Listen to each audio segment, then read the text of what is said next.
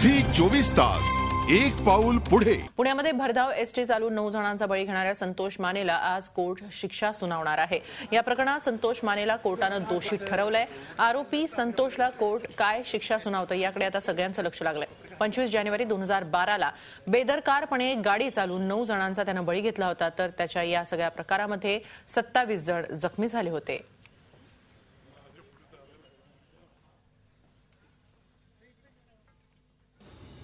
25 जानेवारी 2012ला ही थरकाप उडवून टाकणारी घटना घडली होती। बस क्रमांक MH14 BT 1532 या सातारा डेपोचा ताबा घेतला।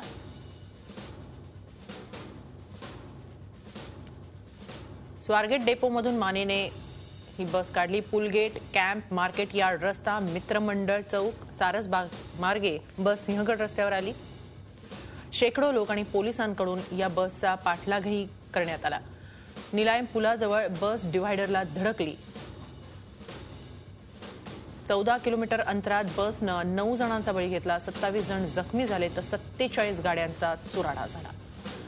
खुनाचा प्रयत्न, इतरांना इजा पोहोचवणं, मालमत्तेचं नुकसान या कलमांखाली संतोष मानेवर गुन्हे दाखल करण्यात आले। मे 2012मध्ये खटल्याच्या सुनावणीला सुरुवात झाली। जानेवारी 2013मध्ये दोन्ही बाजूंचा युक्तिवाद पूर्ण झाला। संतोष माने मानसिक रुग्ण असल्याचाही युक्तिवाद या दरम्यान करण्यात आला। झी 24 तास एक पाऊल पुढे।